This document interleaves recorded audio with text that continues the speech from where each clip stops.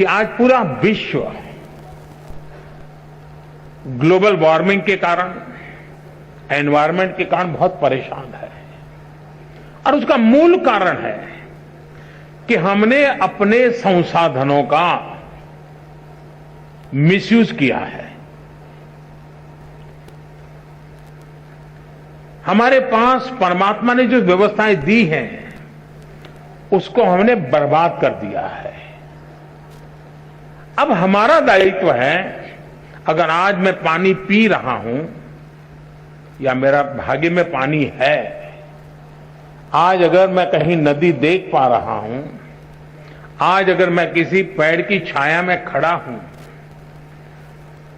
तो उसमें मेरा कोई कंट्रीब्यूशन नहीं है। ये मेरे पूर्वजों ने मेरे लिए छोड़ा हुआ है।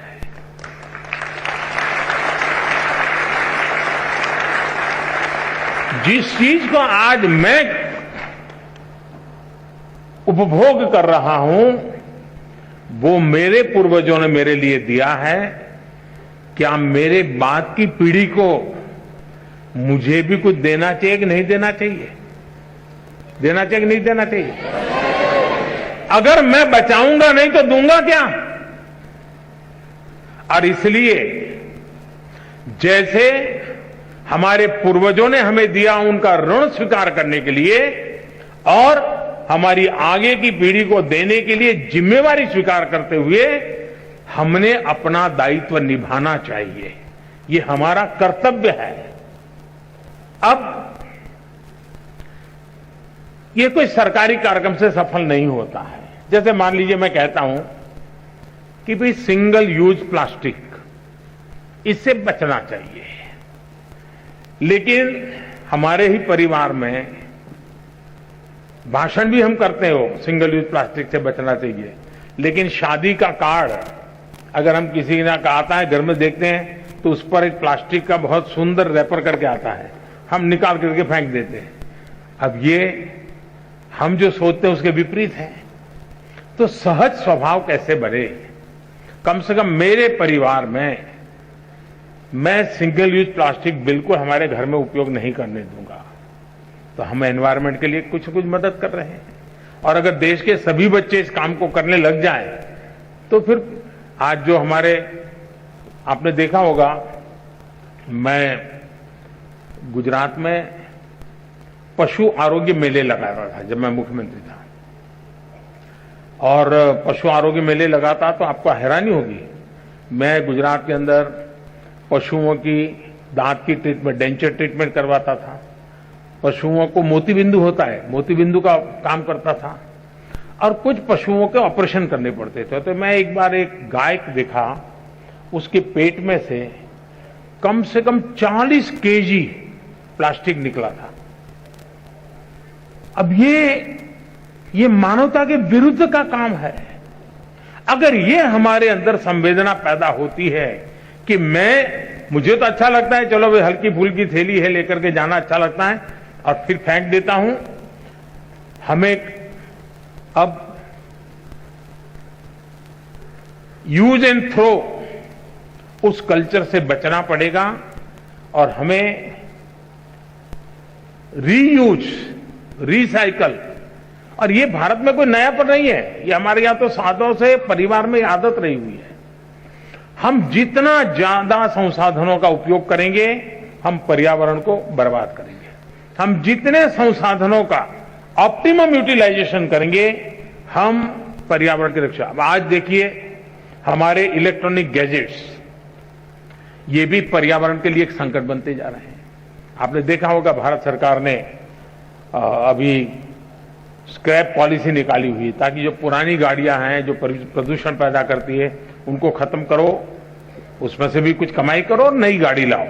उस दिशा में एक बहुत बड़ी मात्रा में काम चलने वाला है। उसी प्रकार से हम जानते हैं पानी का क्या महत्व है, पौधे का क्या महत्व है, प्रकृति का क्या महत्व है, हम उसके प्रति सेंसिटिव है क्या, और ये सहज स्वभाव बनाना चाहिए। अगर ये स्वभाव बनना है, आपने देखा होगा COP26 में मैंने एक विषय रखा था, यूके में कॉन्फ्रेंस हुई थी दुनिया की, और मैंने कहा था उसमें कि लाइफस्टाइल इज ए प्रॉब्लम। हमारी जो लाइफस्टाइल है और इसलिए कहा कि एक मिशन लाइफ की आवश्यकता है। और मैंने मिशन लाइफ के लिए वहां शब्द तय किया था कि lifestyle for environment, life LIFE। मैं समझता हूं कि हम भी अपने जीवन में, बहुत छोटी आयु है, 4 मंजिला मकान है और हम भी लिफ्ट में जाते हैं, अरे हम कोशिश करें, हम चढ़ जाएंगे, क्या है, तो हमारा हेल्थ भी कभी फायदा होगा, हम एनवायरमेंट को मदद करेंगे। छोटी छोटी चीजें हम अपने जीवन में लाएंगे। और इसलिए मैंने कहा था कि हमें दुनिया में P3 मूवमेंट चलाने की जरूरत है, pro planet people, pro planet people. ये P3 मूवमेंट, उससे ज्यादा लोग जुड़े और कॉन्शियस रहकर के इसको प्रयास करेंगे तो मैं समझता हूं कि हम चीजों को लाभ करेंगे। दूसरा, हम आज जब देश आजादी का अमृत महोत्सव मना रहा है, आजादी के 75 साल, आज की जो पीढ़ी है वो अपने जीवन की सबसे सफल पलों से गुजरती होगी, तब देश शताब्दी मनाता होगा। मतलब ये 25 साल आपकी जिंदगी का है, आपके लिए है। आपका योगदान इस 25 साल में क्या हो ताकि हमारा देश उस जगह पे पहुंचे, हम गर्व के साथ देश की शताब्दी आन बान शान के साथ दुनिया के सामने एक चेहरा ऊंचा रख करके मना सके, हमने अपने जीवन को उससे जोड़ना चाहिए। और उसका एक सिंपल सा मार्ग है कर्तव्य पर बल देना।